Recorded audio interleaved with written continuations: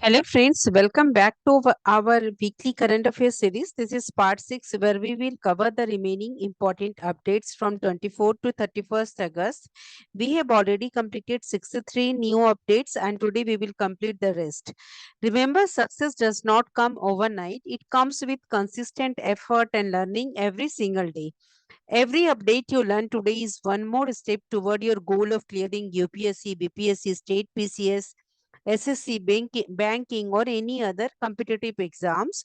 So let's stay focused and move forward together.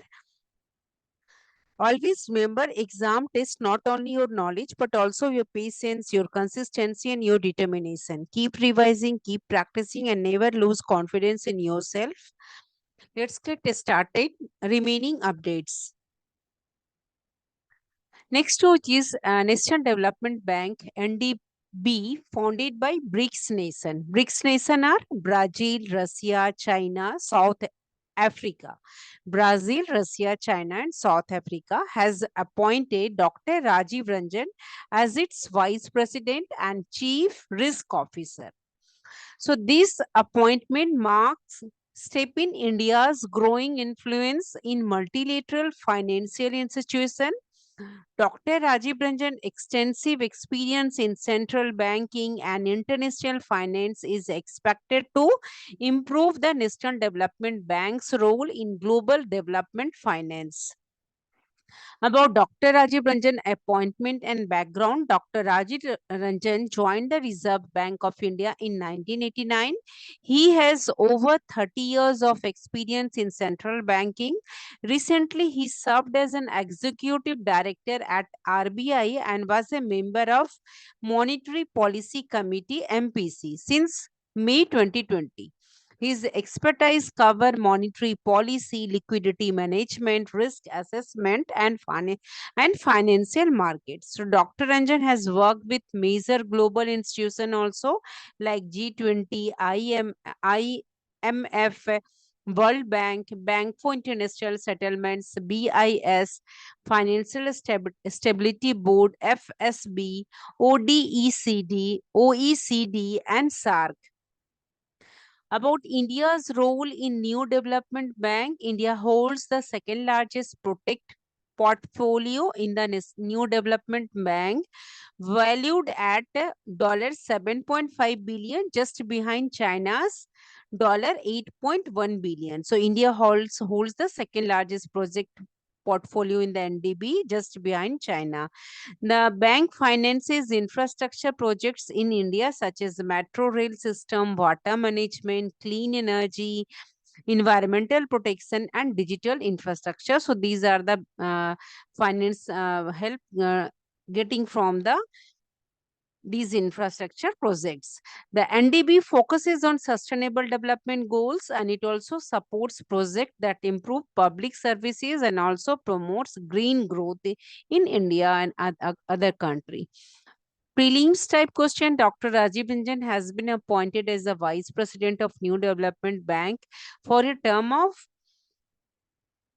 5-year terms. The next question is, in addition to being Vice President, Dr. Rajiv Ranjan will also hold which key role at the New Development Bank, at the New Development Bank. So he will serve concurrently as the Chief Risk Officer. Next question is, Dr. Rajiv Ranjan brings extensive experience from the Reserve Bank of India, including serving as member of the Monetary Policy Committee. He has served as the Executive Director and as a member of MPC since May 2022. Mains type question. The appointment of Dr. Rajiv Ranjan as Vice President and Chief Risk Officer of the NDB, New Development Bank, underscores India's growing influence in global financial institutions. Discuss the significance of this appointment in light of India's trajectory in international development finance.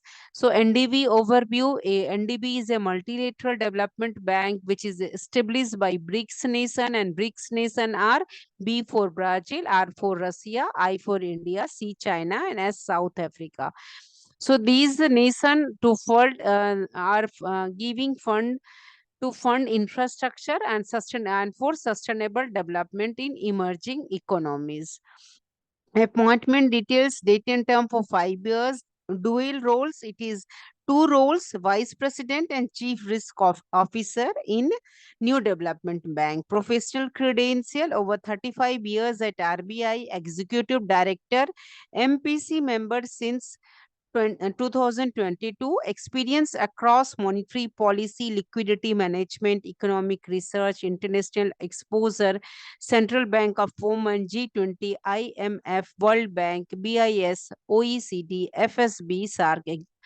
Strategic significance, it enhances India's leadership role in multilateral development financing. It is symbolizes India's elevated standing amidst changing global economic alignments and rising regional financial autonomy. So banking one-liner question, Dr. Rajiv Ranjan, previously an RBI executive director and MPC member, has been appointed vice president and chief risk officer on the NDB Bank, New Development Bank, for a term of how many years? It is an image of Dr. Rajiv Ranjan. Given about the all the information about the Dr. Rajiv Ranjan. Pause the video and just read everything. Dr. Rajiv Ranjan, former MPC member, Dr. Rajiv Ranjan appointed as a VP of New NDB Bank, New Development Bank. So two role, Vice President and Chief Risk Officer at a New Development Bank. Appointment date 23rd August 2025. Term 5 years. Appointing authority NDB boards of governors. Predecessor vacant. New allocation for India's share, India's quota. Each BRICS nation nominates a vice president, this time India's nominee. Key role as CRO oversees risk management, framework, financial stability, and ESG integration. Professional background about Dr. Rajiv Ranjan, 35 plus years experience in RBI, executive director of RBI, member of PC Monetary Policy Committee from 2022 to 25. International exposures, he worked with Central Bank of Oman, represented India on G20, IMF, World Bank, BIS, OECD, FSB, SARC. Strategic significance, and then NDB background, it is established in 2015 by BRICS country and headquarter is Shanghai. Next news is China's rare earth export controls. The Indian automobile sector faces many challenges, growing challenges due to China's tightened control over rare earth metals.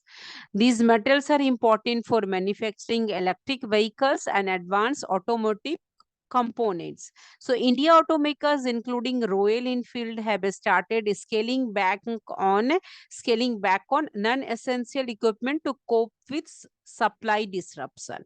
The situation exposes vulnerabilities in global supply chains and marks India's dependence on Chinese rare earth exports. So Indian automobile sector faces growing challenges due to China's tightened control over rare earth metals. China's exports restriction. China has imposed bureaucratic China has exposed bureaucratic hurdles, problems on exporting rare earth materials. So these restrictions complicate and delay the approval process for foreign companies, including Indian automakers. Although there is no outright ban, the export procedures are slow and uncertain.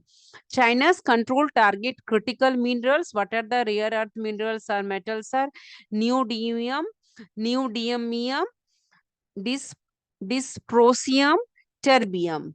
So these critical minerals are neodymium, dysprosium, and terbium, which are important for permanent magnets. And these permanent magnets used in electrical vehicles, motors, and sensor. Now, what are the impact? Indian car manufacturers are reducing rare earth metal which are used in vehicles to prioritize critical application. Royal Enfield Company temporarily removed gear position sensor dependent on rare earth magnets and plans to retrofit them once supplies resume. Other manufacturers have modified vehicle design to eliminate to remove non-essential components like gear position indicators. This measure reflect the strain on supply chains and the urgency to adapt to material shortages.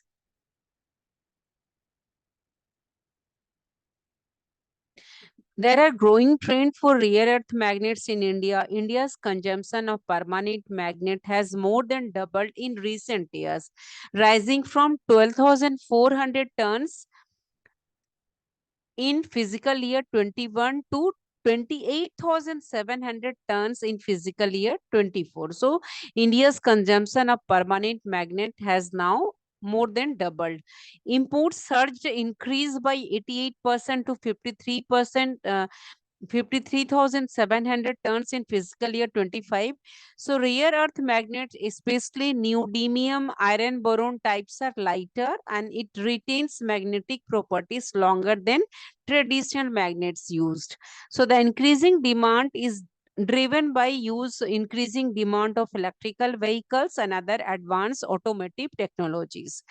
About India's domestic production and processing challenge, India produces rare earth oxides through REL Limited, which is a public sector unit under the Department of Atomic Energy. So it refines ores containing these ores are cerium, lanthanum, neodymium, and praseodymium. However, India's capacity to process these oxides into alloys and magnets is very limited. So that there is a technical complexity of magnet manufacturing means India remains dependent on imports, particularly from China, which leads in efficient processing. About geopolitical and trade dimension, China's exports restriction partly respond to trade tension with the United States and other countries. So, in retaliation to United States tariffs, China restricted exports of heavy rare earth metals and related materials. Diplomatic talks between India and China aim to solve supply chain issue. The Indian Ministry of External Affairs is engaged in discussion with Chinese authorities to streamline approvals. However, there is an uncertainty remain persist over the timeline and volume of rare earth supplies. About technological and strategic implication, rare earth metals are important to the future for the future of electrical mobility, electrical vehicle, and also important for high-tech industries. So supply disruption of rare earth metal risk and increasing its cost and delaying production in a price sensitive market segment. The situation puts a stress on the strategic importance of developing domestic processing capabilities and diversifying supply source beyond China. All the automakers are exploring alternatives geographies to secure rare earth metals for sustainable growth. So prelims question types MCQ in April 2025, China imposed exports restriction on certain rare earth elements. Which of the following materials were included in the list? So China restricted exports of elements like samarium, gadolinium, terbium, dysprosium, deuterium, scandium, yttrium. What are the primary strategic reason behind China's rare earth exports controls? So China moves was largely strategic to leverage trade negotiation and support its domestic industries moving up the value chain. Which of the following sectors are most immediately impacted by China's rare earth export curbs? It's mostly impacted automotive and defense. Supply disruption hit automakers heavily and raised concern in the defense sector also due to materials military application. Now, one-liner question. In April 2025, China imposed export controls on certain rare earth elements, including samarium, scandium, yttrium. This restriction were primarily a move to strengthen its position in trade negotiations. So China aimed to enhance leverage and boost its domestic high-tech manufacturing. Mains type question: China's rare earth export controls in 2025 shed light on the strategic vulnerabilities in global supply chains, discuss the implication for India, and suggest steps India can take to mitigate such risk. So, you have to write the overview of rare earths and China's dominance, processing more than in 90% productions, more than 60 to 95%. China's April 2025 action require export license for 7 rare earth and magnets. Global impacts on automotive, defense, semiconductors, also healthcare equipments and electronics. About India's situation, short-term supply relief for electronic sector after China lifted curbs, but long-term need for self-reliance. Suggested Indian responses: rupees 3,500 to 5,000 crore initiative to boost Indian domestic rare earth processing and magnet production, develop Indian responses eager to develop alternative sources, inter alliances with resource-rich countries. Yeah, India invests in recycling substitute materials, R&D on magnet-free technologies. India is also strengthening strategic reserves and promote policy incentives for rare earth-related industries. Next news is Sudarshan Chakra Air Defense Mission. The Sudarshan Chakra mission was announced as India's indigenous multi-layered air defense system. So it aims to protect strategic civilian and national sites for enemy aerial threats. It's aimed to protect strategic, civilian, and national sites for enemy aerial threats. So, Sudarshan Chakra mission was announced at India's homemade multi-layered air defense system. So, this project integrates advanced technologies and a whole-of-nation approach to ensure strong national security. Sudarshan Chakra is designed as India's equivalent to Israel's Iron Dome. It combines detection, acquisition, and neutralization of enemy air vectors. The system uses both soft-skill electronic and cyber measures that disable threats and hard-skill such as missiles and lasers. The goal is to create a shield and sword to defend against missiles, aircraft, and drones. Technological components used: the mission integrates multiple weapon systems, including quick reaction surface to air missile QRSAM, very short range air defense system VSHORADS, and 5 kilowatt laser. So this component was successfully tested in Defense Research and Development Organization maiden flight test of the integrated air defense weapon system. So system will use kinetic and direct energy weapons for threat neutralization. So Sudarshan Chakra requires fusion of data from ground, air, maritime, undersea, and space-based sensor. So this multi-domain intelligence, surveillance, and reconnaissance ISR network will provide a comprehensive real-time picture of threats. It provides a real-time picture of threats. Integration of these domain is important to help to enable rapid and accurate progress. So advanced computing and artificial intelligence is integrated. The system will depend heavily on artificial intelligence, big data analytics, advanced computation, large language model, LLM, and a quantum technology. So AI-driven decision making will help the speed and precision of defensive action.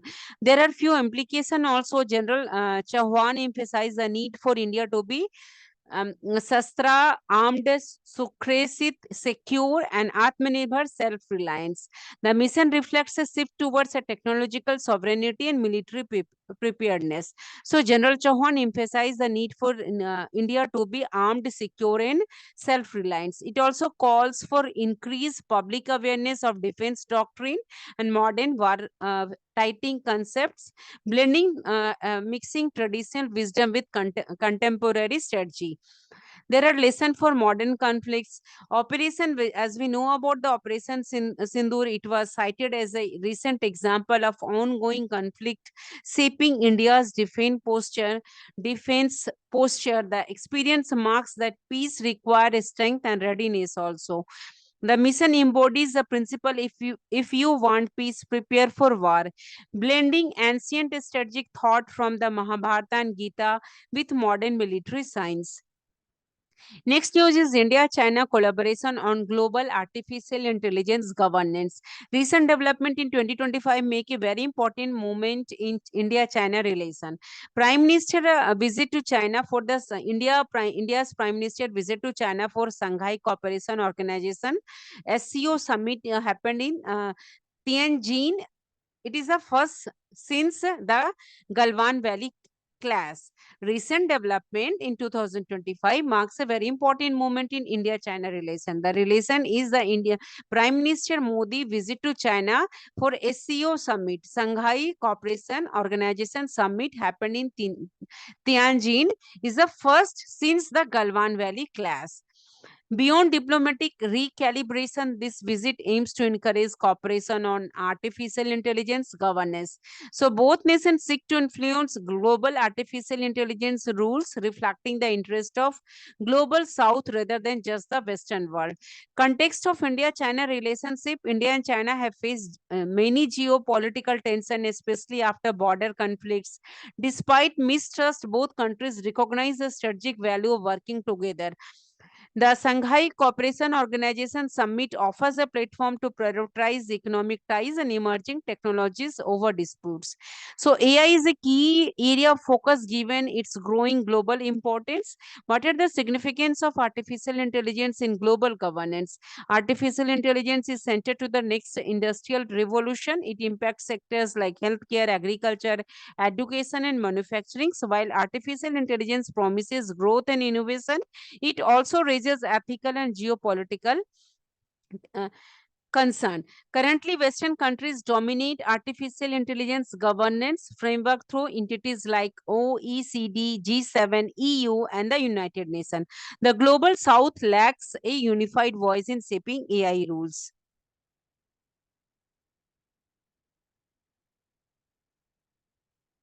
So India Artificial Intelligence Initiative and Vision. India's AI market is rapidly expanding, expected to reach $8 billion by the year 2025, and with over 40% annual growth. Government programs such as India Artificial Intelligence Mission 2024, National Strategy for Artificial Intelligence 2018. The next program is Artificial Intelligence for India 2.0 2023. It focuses on ethical use of artificial intelligence, inclusivity, and skill development. So, India champions equitable artificial intelligence access, especially for developing nation, and actively participate in global partnership like the Global Partnership on Artificial Intelligence. China's artificial intelligence leadership and governance. China aims to be the global artificial intelligence leader by 2030 with a core intelligence industry valued over USD 140 billion. So it has established comprehensive artificial intelligence governance frameworks, emphasizing fairness, security, inclusivity. Initiative like the Global Artificial Intelligence Governance Initiative and the Shanghai Declaration promote South-South cooperation and equitable artificial initiative intelligence benefits. So the initiatives are Global Artificial Intelligence Governance in Initiative 2023, and the second one is the Shanghai Declaration 2025 24 Shanghai Declaration of 2024. Both these promote South-South cooperation and equitable artificial intelligence benefits. China treats artificial intelligence as an international public good with priorities including data access and safety standards. What are the potential for India-China artificial intelligence cooperation? India's focus on ethics and inclusivity complements China's industrial growth and infrastructure. Both India and China advocate for artificial intelligence policies that reflect developing countries' realities. They are sharing goals including reducing the digital divide, promoting fair data sharing, and supporting sustainable development.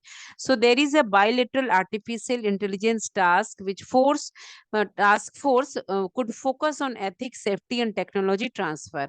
So co-hosting a global South Artificial Intelligence Forum under the United Nations, it could amplify their collective voice in global artificial intelligence negotiation. So this partnership could prevent artificial intelligence governance from being dominated slowly by the global north. So when this partnership, India and China, it could prevent artificial intelligence governance from which is being dominated slowly by the global north. Together, they can establish an artificial intelligence order that is inclusive, diverse, and aligned with global societal needs. So, at the MCQ based question, at the 2025 SCO summit in Tianjin, China proposed the establishment of which of the following? So, World Artificial Intelligence Cooperation Organization, China proposed the setting up WICO, a global organization aimed at coordinating artificial intelligence governance across nation. Next question is, how did India respond to China's WICO, World Artificial Intelligence Cooperation Organization proposal during the SCO summit? So it offered cautious support without committing to membership. So India signaled a calibrated cautious support, endorsing a dialogue without formally joining. Which of the following, next question is, which of the following principle did emphasize while engaging on global artificial intelligence governance? So India emphasized risk management, inclusive, equitable artificial intelligence, and safeguarding strategic autonomy in its approach. India's next question is, India response to China's proposal for a global artificial intelligence cooperation body at the SCO summit was to offer cautious support without joining. Mains type question is, India cautious support for China's WICO during the SCO summit exemplifies the balancing act between cooperation and strategic autonomy in global artificial intelligence governance. Discuss India's approach, underlying rationale, and the implication for global artificial intelligence norms. So you have to write the context and proposal at the SEO summit. Tianjin, China proposed a World AI Cooperation Organization. India adopted a selectively support stance, emphasized balanced AI governance, announced hosting of AI summit, Impact Summit in India, February 2026 to shape inclusive global AI norms. You have to write strategic rationales, desire to shape norms, a bid to retain multi-factor partnership, balancing ties with both Western and non-Western hubs, opportunity to position India as a mediator in global artificial intelligence governance. There are few implications you have to write. Also highlight the emergence of global South voice in AI governance. Make it may spur India to build domestic framework and forums, which is reinforced by national initiative like India AI, India Artificial Intelligence Safety Institutes, etc. So it opens pathway for South-led inclusive AI framework extending between Western-led OECD models. Next news is SIPKI law pass. Recent development indicate a positive shift in India-China border trade relation. China has agreed in principle to reopen the SIPKI trade route in Himachal Pradesh, Kinnaur district. So China has agreed in principle to reopened the Sipki La trade route where in Himachal Pradesh, Kinnaur districts. So it follows diplomatic engagement during Chinese Foreign Minister Wang Ying's visit to India. So the route's reopening is a part of a broader discussion to resume trades through all three designated border points between the two countries. About the Sikila trade routes, it is a historic trade pass located in the Himalayas. It has served as a traditional link between India and Tibet. The route was officially designated for border trade under the 1994 India-China bilateral agreement. Trade through Sipiki law was suspended in 2022 due to COVID-19 pandemic, halting centuries old economic, disturbing centuries old economic and cultural exchanges. About the broader border trade resumption plans, there are discussion are ongoing, discussion are ongoing to restore trade not only through Sipkila but also Lipukle Pass in Uttarakhand and Nathula Pass in Sikkim. So this discussion are going on. External Affairs Minister S. Jaishankar has confirmed that the government of India is actively negotiating with China to reopen all three routes. The routes are Sipkila routes, and then next is Lipuk Lake Pass in Uttarakhand and Nathula Pass in Sikkim. Sipkila trade route in Himachal Pradesh. So this marks step in improving bilateral ties amidst complex geopolitical challenges. There are some economic and cultural significance also. The reopening of Sipkila is expected to revive trans-Himalayan trade and also improve cultural exchange, also facilitate the movement of goods and people, encourage economic development in border regions. Renewed trade can boost local economies in Himachal Pradesh and strengthen people-to-people contacts. Prelims question: the Sipkila Pass, often in news, is located in which India state, Union Territory? Sipkila Pass lies in Kinnaur district, Himachal Pradesh, on the India-China border.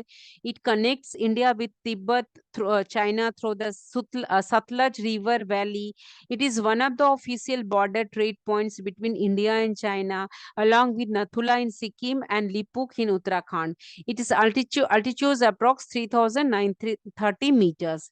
Next question is: the Sipkila Pass, one of the official border trade routes between India and China, is located in which state? Main question is: broader passes like Sipkila are not just geographical features but gateways of trades. Connectivity and strategic significance for India. Discuss the importance of Sipkila Pass in the context of India-China relation.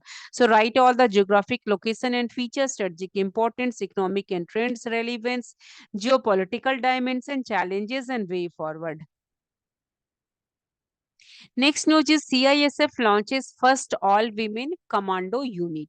Central Industrial Security Force, CISF, Central Industrial Security Force has introduced its first all-women commando unit in 2025. So it aims to enhance gender parity in frontline security roles to remove gender disparity. The unit is currently undergoing intensive training at the Regional Training Center in Barwaha, Madhya Pradesh. Around 30 women personnel are enrolled in an 8-week advanced course designed to prepare them for a specialized counter-terrorist operation. This marks development in India's security forces, promoting greater inclusion of women in high-risk and critical assignments. The training began in August 2025 and includes physical fitness, weapons handling, live fire drills, rappelling, survival techniques, and forest trainings. So it is a 48-hour confidence building module, test decision making and teamwork under simulated hostile condition. The program is rigorous, aiming to equip women's commandos with skills equal to their male counterparts. After the first batch, a second group of 100 women will undergo similar training, expanding the unit. The all-women commandos will serve in quick reaction teams, QRT, and a special task force, STF. They will be deployed at high security installations such as civil airports, metro system, and sensitive governments and private sector sites. So their role involves rapid responses to threats, counter-terrorism, and a specialized security operation. So this deployment is part of the CISF strategy to improve operational readiness and gender diversity. Prelims questions, MCQ based. In 2025, the Central Industrial Security Force (CISF) launched its first all-women commando unit. What is the name of this unit? Name of the unit is Varangana Commando Unit. Varangana Commando Unit. So it is launched in August 2025. Named Varangana means brave. Varangana means brave women trained for anti-terror, VVIP security, and industrial security operation. So it marks a historic first in CISF history of integrating women in frontline commando roles. Main question: the induction of all the women commando unit in CISF is a milestone in mainstreaming gender equality in India's security apparatus. Critically analyze the significance of this step for women empowerment and national security. So, right context: significance for women empowerment, operational and security importance, challenges, way forwards. So the launch of Virangana unit is not just a symbolic gesture, but a transformational step toward gender parity in security force. So it strengthens both women's empowerment and India's security framework. Next one is Nepal joins International Big Cat Alliance for Conservation. Nepal officially joined the International Big Cat Alliance in August 2025. IBCA, International Big Cat Alliance, Nepal officially joined. So this India-led global initiative, it is a India-led global initiative, focuses on the conservation of seven big cats species. So Nepal's diverse wildlife includes the snow leopards, tiger, and common leopards. Its membership strengthens international cooperation to protect these iconic animals. About International Big Cat Alliance, it was launched by Prime Minister Modi on 9th April 2023 in Mysuru. It aims to conserve seven big cat species. That seven big cat species are tiger, lion, leopard, snow leopard, cheetah, jaguar, and puma. The alliance includes over 90 countries, both range and non-range nation, united by a shared goal of big cat conservation. The Union Cabinet approved the International Big Cat Alliance establishment in February 2024 with headquarters in India. International Big Cat Alliance is to create synergy among member countries and stakeholders. It consolidates conservation expertise and share best practices globally. So the alliance provides a common repository of technical knowledge and financial resources. It also strengthens existing intergovernmental platforms and it was focuses on species specific conservation. So the alliance supports ecological security and climate change mitigation through big cat protection. What are the significance of Nepal membership? Nepal is home to three big cat species, which is a vital partner, making it a vital partner. So Nepal, the three big cat species are snow leopard, tiger, and common leopard. So its joining enhances global collaboration and resource sharing. Nepal's forests and mountains serve as a key habitat for snow leopards and tigers. So this alliance congratulated Nepal for its commitment to ecological security and securing habitats for future generation. So India roles in IBCA, it's to experience in big cat conservation, especially with Project Tiger.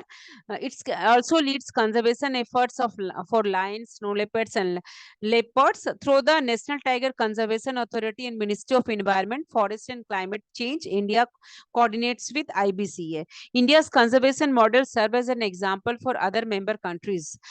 Global impact encourages international cooperation beyond borders. The alliance also addresses threats from habitat loss and climate change. Its success depends on active participation from member countries. So it encourages international cooperation beyond borders. MCQ based question: in September 2025, Nepal became the first country outside India to join the International Big Cat Alliance, IBCA. Which of the following big cats are covered under this alliance? Tiger, lion, leopard, snow leopard, cheetah, jaguar. IBCA launched in India in 2023 for global big cat conservation, headquartered in India, New Delhi. Nepal joined in September 2025, first nation outside India to do so. So it focuses research, habitat conservation, capacity building, and global cooperation. Main question is UPSC, BPSC, State PCS mains question is the International Big Cat Alliance reflects India's growing leadership in global biodiversity governance. Discuss the significance of Nepal joining IBC in 2025 and analyze how this strengthens India's regional and global environmental diplomacy. So, write the context. Launched in 2023 by India, headquartered in New Delhi, focuses on conservation of seven big cats, tiger, lion, leopard, snow leopard, cheetah, jaguar. Significance in September 2025, Nepal became the first country outside India to join IBCA. Significance of Nepal's membership, India's environmental leaderships, regional and diplomatic implication, challenges, and way forward. So, Nepal's entry into IBCA is a milestone that transforms it from India-led initiative to a global movement. And reinforces India's leadership in biodiversity conservation.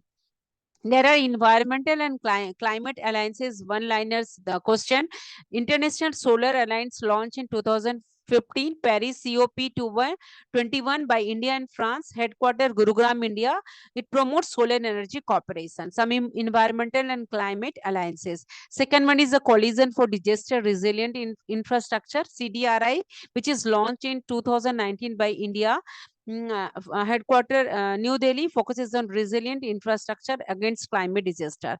Now, next is the lifestyle for environment movements launched by Modi at Prime Minister Modi at COP26 Glasgow 2021, promotes sustainable lifestyle practices. Next one is the International Big Cat Alliance launched in 2023 by India, headquartered New Delhi. Next one is the Global Biofuels Alliance GBA, launched in 2023 during G20 Summit New Delhi by India. United States, Brazil promotes biofuels and clean energy transition. Next one is the Mission Life Plus Panchamrit targets. India's net zero by 2070 pledge announced at COP26 Glasgow. Next one is the Bond Challenge, forest restoration. India's pledge to restore 26 million hectares of degraded land by 2030.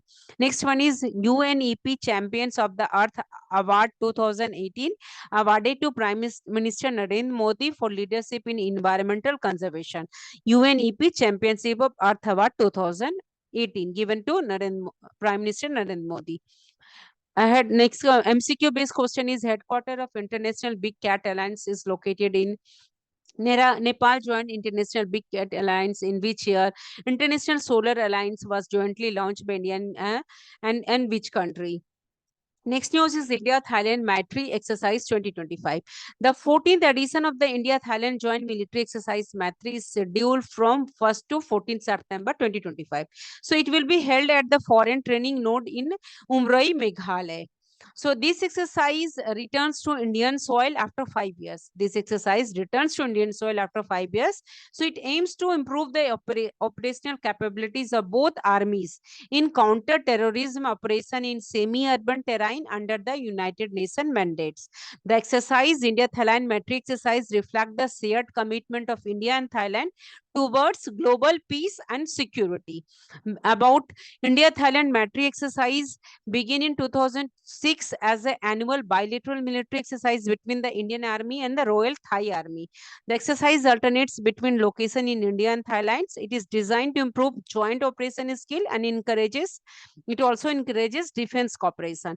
The 2025 edition India-Thailand Maitri exercise is important as it marks the continuity of a strong defense ties between the India and Thailand. Objective is to sharpen company level counter-terrorism skills in semi-urban and jungle environments. Both armies exchange best practices in tactics, techniques, and procedures.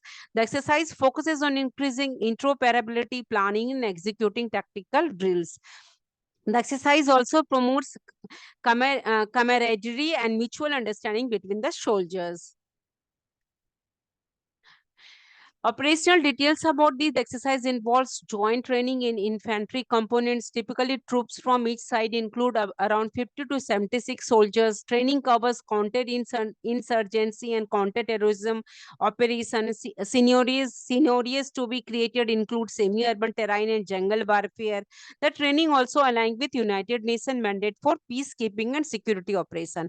About defense cooperation between India and Thailand, there is India's Act East policy complements Thailand's Act West policy, which is help in strengthening bilateral ties. India Act East policy complement Thailand's Act West policy. Both countries cooperate in international forums like ASEAN, BIMSTEC, Mekong Ganga Cooperation, and the Indian Ocean Rim Association.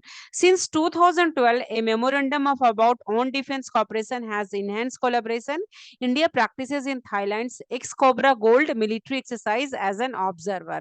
India participates in Thailand's ex-Cobra Gold military exercise as an observer.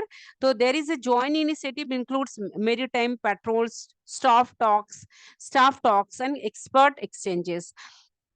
So some notable venues include Krabi and Chak Khan So in Thailand and Baklo and Umroi in India. So exercise matri has been conducted at various locations alternating between India and Thailand. The 2024 exercise was held in Tak province, Thailand. These exercises have progressively expanded in scope and complexity, reflecting growing defense ties and operational readiness between these two countries. Next, MCQ based question is the Matri X14 joint military exercise between India and Thailand on 2025 was held in which Indian state? So the 14th edition of Matri took place from 1 to 14 September 2025 at the joint training node Umrai, Meghalaya. Next question is the Matri 14 exercise between the Indian and Royal Thai armies held in September 2025 emphasized counter-terrorism operation in semi-urban terrain and was conducted in which location? Umrai, Meghalaya. Mains type question for civil services exam, UPSC, BPSC, etc. Exercise matter is not just a military drill, but a symbol of deepening strategic cooperation between India and Thailand. Examine the objectives and significance of Matri 14 conducted in Meghalaya in 2025. So give its background in evolution of Matri. 2025 edition details, then objectives and training focus, strategic significance, broader implication. Next news is SASCI boost India's tourism capital investment. Special Assistant to States for Capital Investment Scheme, SASCI.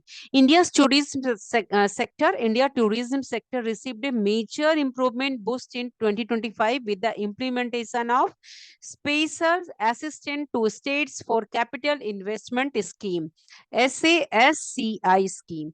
The Ministry of Tourism sanctioned 40 projects worth rupees 3,295.76 crore to develop iconic tourist center across how many states? 23 states. These projects are fully funded by central government and it aims to enhance end-to-end tourist experience while promoting responsible tourism.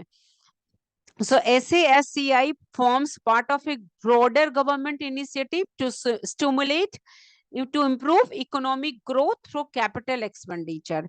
It was launched in 2020 and 21. SASCI was designed to support states with interest-free loans for capital expenditures. The scheme targets economic recovery post-COVID-19 by increasing productivity capacity and creating jobs. It is a high multiplier effect, generating rupees 3 in GDP and for every rupees 1 invested. SASCI covers multiple sectors, including urban reforms, industrial developments, digital infrastructure, and tourism. So tourism was included for the first time under the Special Assistant to States for Capital Investment Schemes. Tourism was included for the first time under SASCI in 2025. The government selected 40 projects through a challenge method based on criteria such as connectivity, existing tourism, ecosystem carrying capacity, and expanded impact. It aims to attract high value domestic and foreign tourists.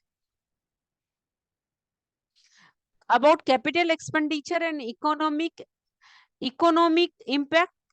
Capital expenditure refers to a long-term investment in physical asset like infrastructure and technology. The Government of India allocated rupees 11.21 lakh crore for capital expenditure in fiscal year 2025-26, about 3.1% of GDP. CapEx act as a counter cyclical physical tool, stabilizing the economy during downturns and supporting future revenue growth. So it also encourages private investment and help reduce public liabilities.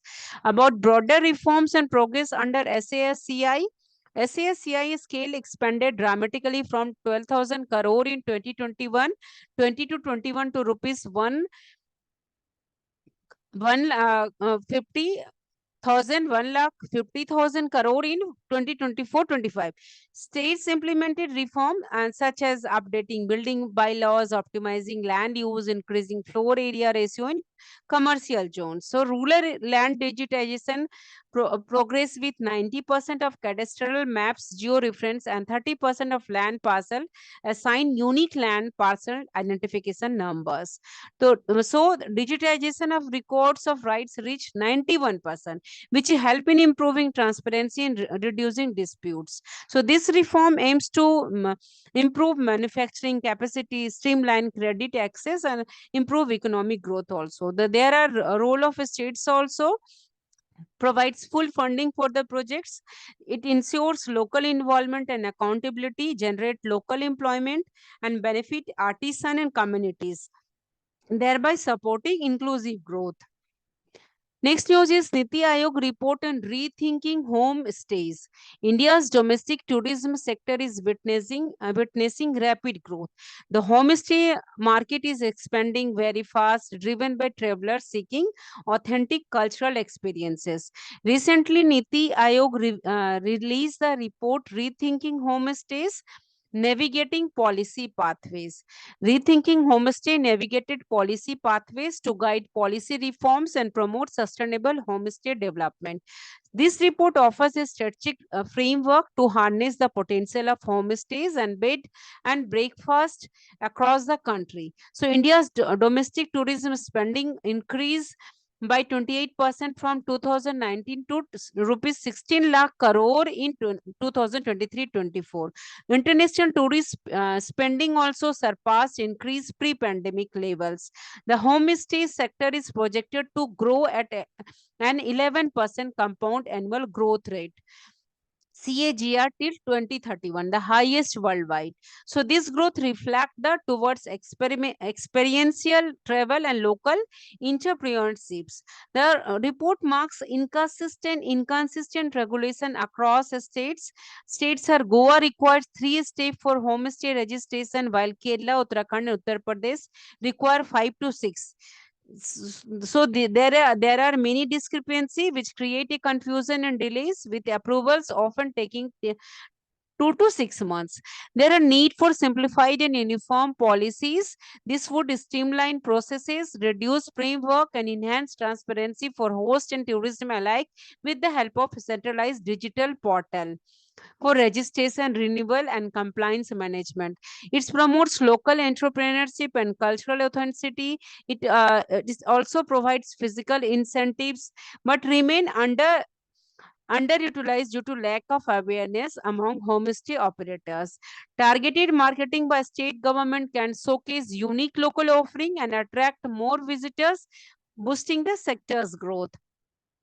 Niti Aayog reports quick one-line question is Rethinking Homestay India Innovation Index 2024 assess innovation performance of states and in United States. Strategy for New India at the rate 75 2023. Report on Artificial Intelligence in India 2023. National Health Stack and Digital Health Mission. Sustainable Tourism in India, Niti Aayog. Report on Startup Ecosystem in India 2023 and 24 focuses on enabling policies, incubation period, access to capital to strengthening India's startup ecosystem. So these are the Niti Aayog reports, 7 reports. Can you go through it? One MCQ based question: which Niti Aayog report promotes sustainable homestay tourism through the regulatory harmonization and digital platforms? That is a Rethinking Homestay 2025. Next question is: the India Innovation Index assesses innovation performance of states and UTs.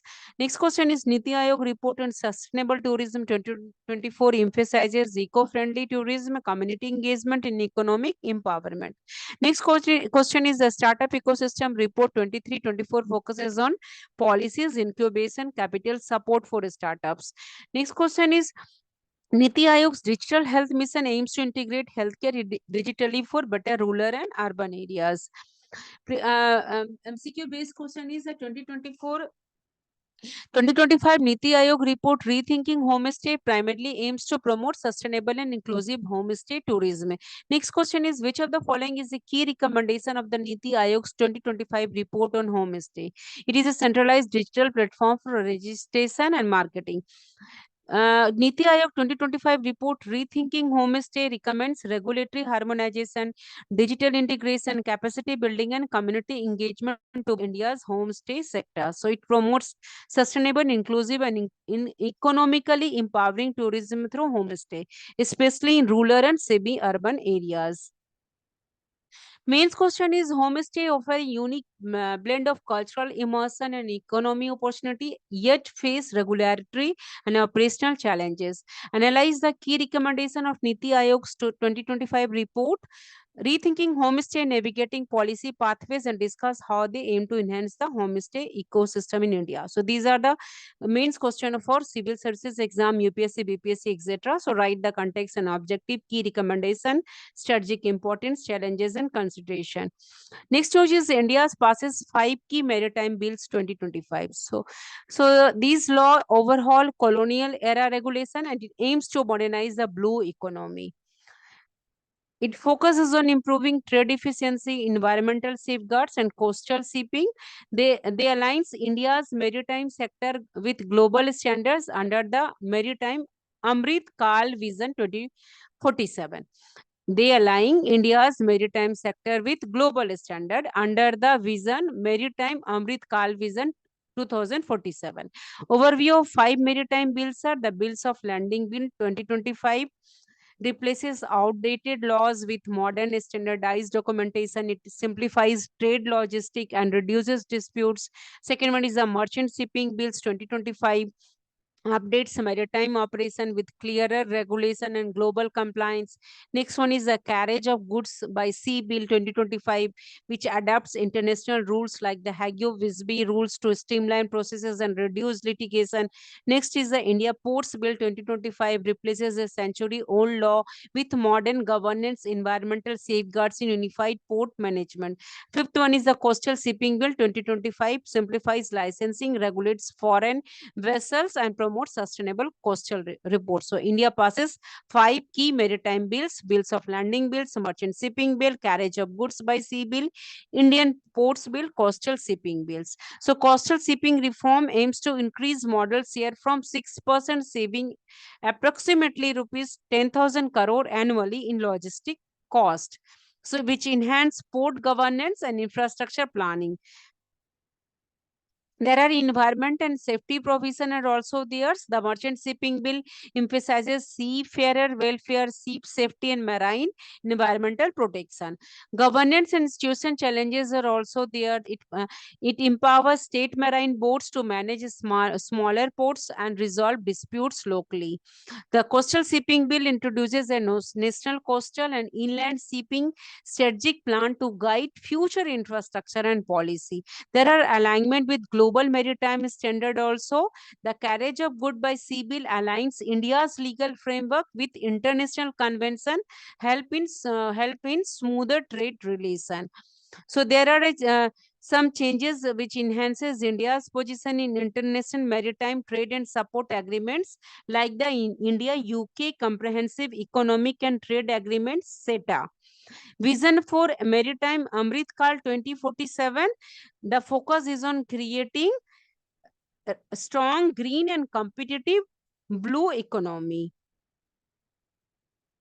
Question MCQ based. In 2025, India passed 5 key maritime bills to modernize its maritime sector. Which of the following is not one of these bill? Next question is the Merchant Shipping Bill 2025 aims to replace the Merchant Shipping Act of 1958 and align with IMO convention. Next question is the Coastal Shipping Bill 2025 aims to raise coastal cargo to 230 million tons by 2030. So quick exam recall. 5 maritime bills 2025. Indian ports, merchant. First is Indian port, second is merchant shipping, third is carriage of goods by sea, fourth is bills of landing, fifth is coastal shipping. Its purpose is to modernize ports, enhance trade efficiency, protect environment, boost blue economy, reduce litigation. So 5 bills: Indian ports, merchant shipping, carriage of goods by sea, bills of landing, coastal shipping. These are the bills given: Indian Ports Bill, Merchant Shipping Bill, Carriage of Goods by Sea Bill, Bills of Landing Bill, Coastal Shipping Bills. So it's given about the information, the key purpose and provision and expected impact. So Indian Ports Bill 1908, Merchant Shipping Bill 1958 replaced Act or Law. So it replaced 1908, it 1958, Carriage of Goods by Sea, replaced 1925 Bill, Bills of Landing Bills, supplementary to Carriage of Goods by Sea Act, Coastal Shipping Bills, updates coastal shipping regulations. So kindly pause the video and go through it and make the notes of it and read it. Main question is India's maritime sector has undergone a significant transformation with the passage of 5 key maritime bills in 2025. Analyze the objective, provision and expected impact of this bill on India's blue economy and maritime governance. So write the introduction, overview of the 5 maritime bills: Merchant Shipping Bill, Carriage of Goods by Sea Bill, Bills of Landing Bill, Coastal Shipping Bill, 2025 expected impact: economic growth, environmental sustainability, enhanced trade competitiveness. Conclusion. Next news is famine crisis in Gaza. The Gaza Strip faces an unprecedented famine crisis in 2025. Over 500,000 people are trapped in conditions marked by extreme hunger, starvation, and preventable deaths. So the situation is degrading rapidly, with famine spreading from Gaza City to neighboring places, neighboring governorates. United Nations agency have issued urgent calls for an immediate ceasefire and full humanitarian access to prevent further loss of life. Current famine situation is more than 640,000 people in Gaza are in catastrophic, disastrous food insecurity, classified as IPC Phase 5. An additional 1.14 million face emergency IPC Phase 4 and 396,000 are in crisis IPC Phase 3. The famine is driven by extreme food lack, food deprivation, acute malnutrition, and starvation related death. Gaza's northern areas show equally severe condition, but lack of data impedes full assessment. Rafah is largely depopulated and was not analyzed. Rafah is not analyzed. Causes of the famine: nearly 2 years of conflicts have devastated Gaza's food system.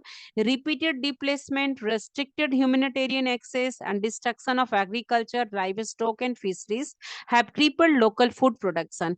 Markets and health services have collapsed. Food supplies entering Gaza remain insufficient and unpredictable. Cropland damage affects 98% of the territory. Fuel shortage limit cooking and medical services. Aid conveyors face looting and logistic hurdles. So impact on vulnerable groups. Children are the hardest hit. Recently, over 20,000 children were acutely malnourished, a six-fold increase since January. Nearly 25% suffer from severe acute malnutrition, the deadliest form. The number of children at risk of death from malnutrition has tripled since May. Pregnant and breastfeeding women also face critical malnutrition. 1 in 5 babies are born prematurely or underweight, reflecting the crisis' deep health impacts. About Gaza's health system is near collapse. Access to safe drinking water and sanitation has sharply declined. Multi-drug resistant infections are rising. Common illness such as diarrhea and respiratory infection are increasingly fatal, especially among children, causing death. Hospitals operate under severe strain with inadequate supplies and exhausted staff. The destruction of infrastructure worsens, disease spread and mortality, death rate increases. So United Nations, there are humanitarian response needs. United Nations agency stresses the need for sustained ceasefire to allow safe humanitarian operation. Large scale food help, fuel, cooking gas, medical supplies, and certain materials are urgently required to save them. Restoration of commercial flows and local food production is important. Health services must be supported to reverse malnutrition and treat illness. So, United Nations officials have called famine a man-made tragedy demanding immediate action. They emphasizes that access to food is a fundamental human rights. It must reach all affected populations swiftly and safely. A ceasefire is critical to halt the killing, secure hostage releases, and enable mass humanitarian relief. The international community faces a moral imperative to prevent further deaths. MCQ based question is the famine crisis in Gaza has drawn global attention. Which of the following international agencies are directly involved in food security and humanitarian relief? Next question is the ongoing famine crisis in Gaza is primarily due to blockades, armed conflict, and restricted humanitarian access. Next question is the famine crisis in Gaza is seen as a humanitarian emergency. Which of the following best describe its global impact? It has triggered global debates on humanitarian law, help supply chains and geopolitical add supply chains and geopolitical sustainability. BP's mains question for civil services exam, the famine crisis in Gaza reflect the intersection of conflict, humanitarian challenges, international law analyze the causes, consequences of the crisis. What role can India and the global community play in addressing such humanitarian emergencies? So key dimensions to cover causes, consequences, global role, India's role, conclusion. Next news is Lunar Model Launch Vehicle. The Indian Space Research Organization ISRO is advancing its space capabilities with the development of its heaviest rocket, the lunar module. The development of its heaviest rocket name is Lunar Module Launch Vehicle LMLV, which is expected to be ready by 2035. This rocket, heaviest rocket, will support lunar mission, including India's first crewed moon mission planned for 2040. Lunar Module Launch Vehicle will carry up to 27 tons to the moon and 80 tons to the low Earth orbit, LEO. This marks leap in India's space exploration ambition. About early rocketry efforts, before ISRO's formal establishment, India experimented with rockets in 1963. The United States Nick Apache sounding rocket was launched from Thumba. Sounding rockets reach the upper atmosphere but cannot enter orbit. ISRO's first indigenous launch vehicle, the SLV-3, was developed under APJ Abdul Kalam's leadership. Its maiden launch in 1979 failed, but the subsequent 1980 launch successfully placed the Rohini-1 satellite in orbit, making India the sixth place faring nation. About the development of launch vehicle, the SLV-3's limited payload led to the augmented satellite launch vehicle, which added strap-on booster to increase capacity. Despite initial failures, ASLV paved the way for more advanced rockets. The Polar Satellite Launch Vehicle, first successfully launched in 1944, became ISRO's reliable workhorse. polar satellite launch vehicles. First successfully launched in 1994, became ISRO's reliable, trustworthy workhorse. With a payload capacity of 1000 kg, it launched key missions like Chandrayaan-1 2008 and Mangalyaan 2013. So PSLV configuration in effect is a PSLV come in three main variants, generic version with 6 steps, the core alone, PSLV CA without strap-ons, and the most powerful PSLV XL with extended strap-ons. So PSLV also supported India's entry into satellite navigation and important for civilian and defense uses. There are advancements with GSLV and cryogenic engines, which addresses PSLV payload limits by delivering heavier satellites to higher orbits. JSLV uses indigenous cryogenic engines burning liquid hydrogen and oxygen developed after the United States denied technological transfer in the 1990s. The GSLV Mark III LVM-3 tested successfully in 2014 can place 4000 kg in geostationary orbit. It launched GSAT 19 2017, Chandrayaan 2 2019 and Chandrayaan 3 2023. Question MCQ based. The lunar module launch vehicle is primarily associated with which of the following? India's Chandrayaan mission. Purpose is designed to launch lunar modules landers for moon exploration. Part of Chandrayaan 3 2023 mission. Help facilitate precision landing and payload deployment on the lunar surface. Its significance is supports lunar exploration ambition and contribution to scientific studies of moon surface minerals and exosphere. Q question, which launch vehicle is India heavy lift rocket for Chandrayaan 2 and Gaganyaan?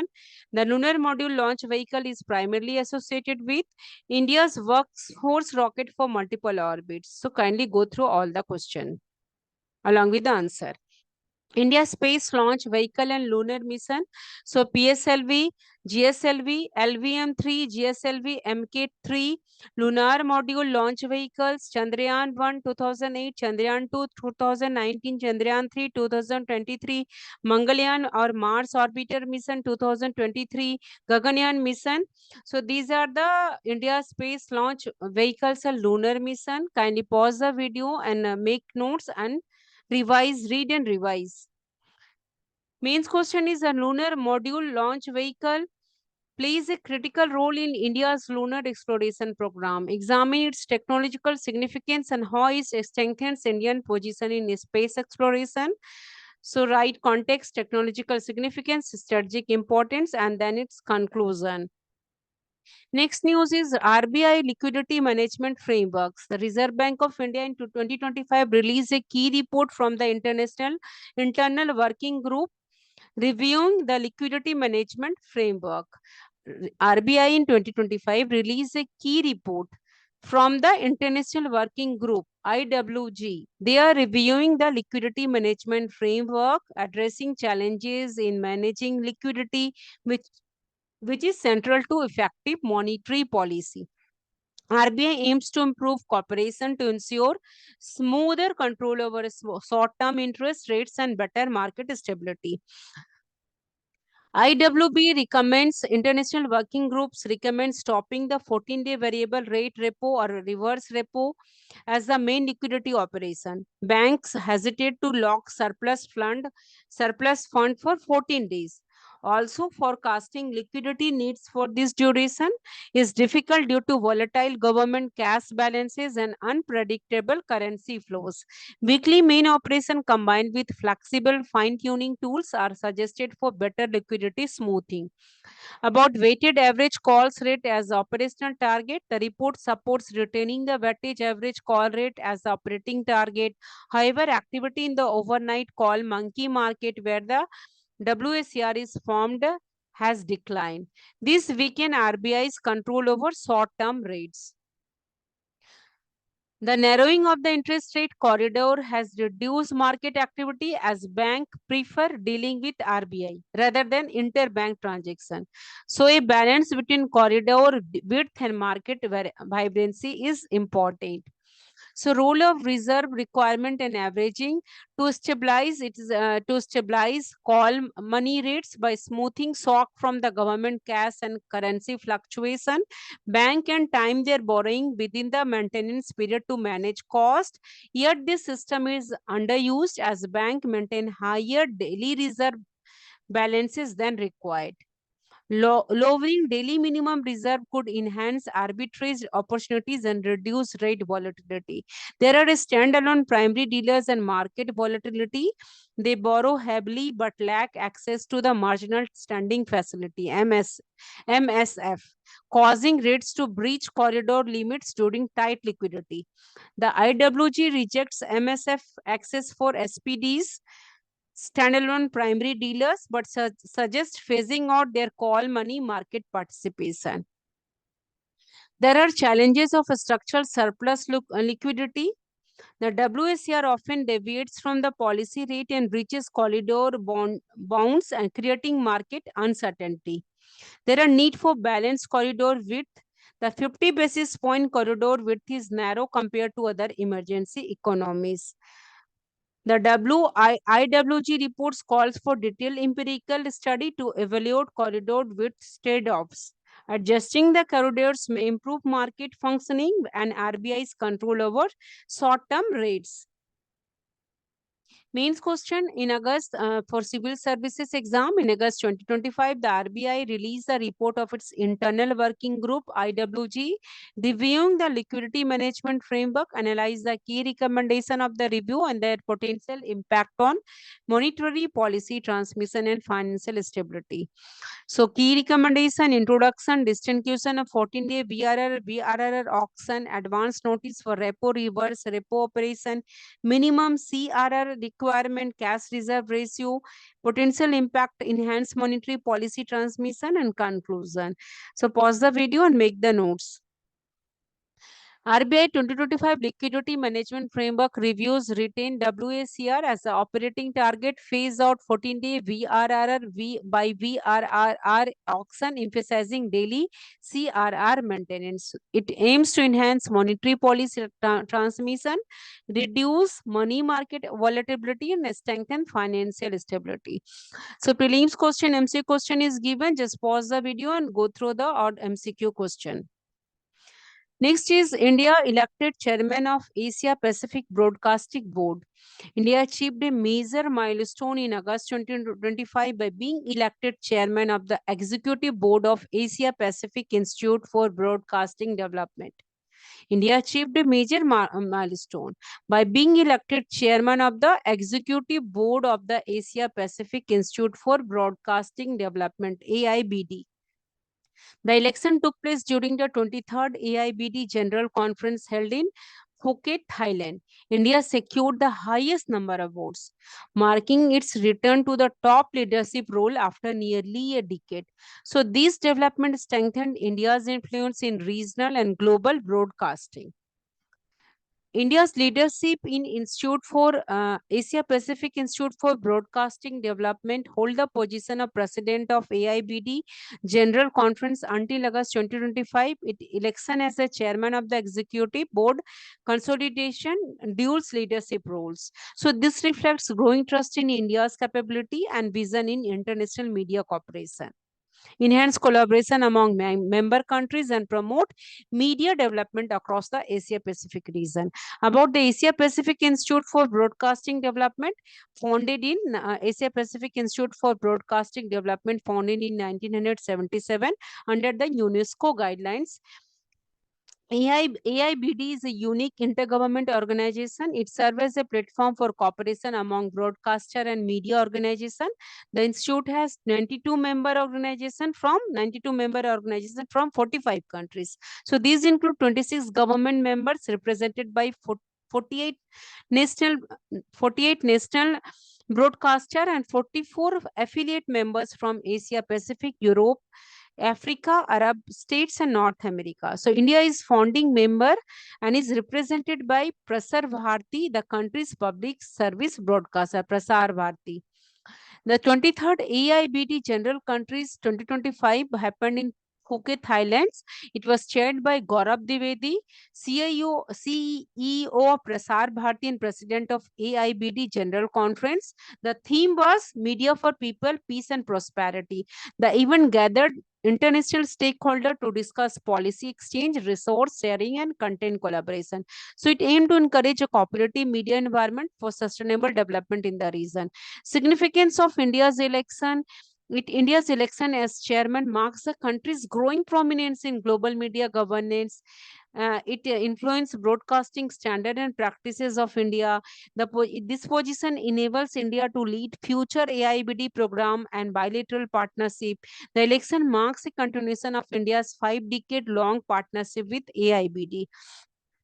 So this leadership allow India to influence media policies, promote regional cooperation, and advance technological integration in broadcasting across the Asia Pacific region. So India has been elected as the chairman of Executive Board of Asia Pacific Institute of Broadcasting Development with the highest number of votes. And India election to AIBD Executive Chair underscore 5 decades of trusted commitment to India's collaboration in media growth, and this marks a significant milestone. And it was chaired by Gaurav Dwivedi, CEO of Prasar Bharati. Gaurav Dwivedi, CEO of Prasar Bharati. MCQ based question is given. Just pause the video and go through it.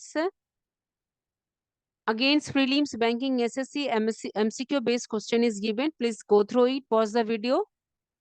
Next news is Sustainable Power 1404. Sustainable Power 1404. Iran conducted its first major naval exercise. Iran conducted its first major naval exercise since June 2025. Conflict with Israel.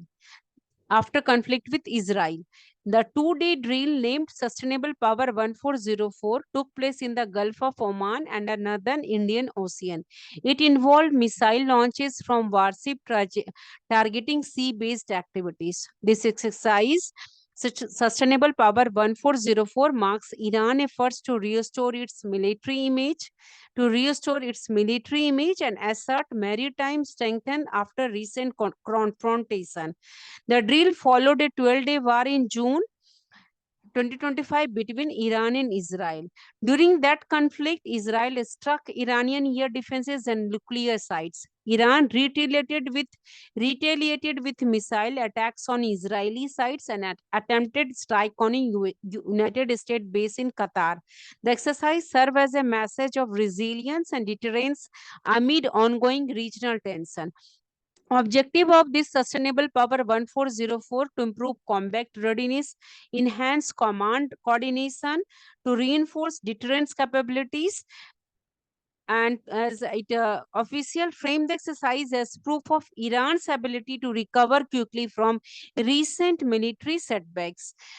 The operation includes surface and subsurface warship, missile defense system, and electronic warfare brigades, notably the frigate IRIS Sabalan and the vessel IRIS Ganave launch Nasir and Qadar cruises missile at sea targets. So these missiles underline Iran's long-range strike capabilities and precision targeting. So there are geopolitical implications. It reflects Tehran's intent to project power and readiness to retaliate. The exercise also signals Iran's commitment to maintaining influence in the Gulf of Oman and the Indian Ocean, key maritime corridors.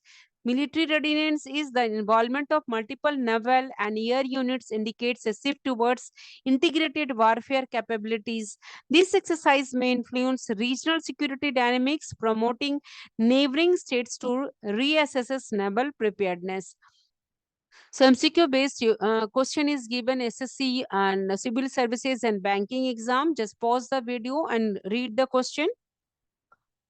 UPSC BPSC main exam question is India aims to transitional towards sustainable power to meet its commitment under SDG 7 and the Paris Agreement, critically access the challenges and strategies in increasing renewable energy capacity and improving energy efficiency in the Indian context. So you have to write current status, challenges, strategies, Conclusion in strategies, SolarWind, hydro expansion, smart grid policy frameworks, CO2 and mains question for BPSC discuss how the expansion of sustainable power, especially solar and wind in Bihar, could transform the state's energy infrastructure, promote rural development, and generate employment. Also highlight systemic barriers and recommend policy intervention. So benefits, barriers, and solution schemes like SCUSUM models like PPM you have to mention. So we have completed all 79 news. Now next series I'm going to upload within few days from 1st September to 7th September. Kindly watch that series also. Stay consistent, make proper notes of these all the current affairs which will help you to crack different types of examination. Best of luck for your forthcoming exam. Like, share and subscribe if you found this video is beneficial.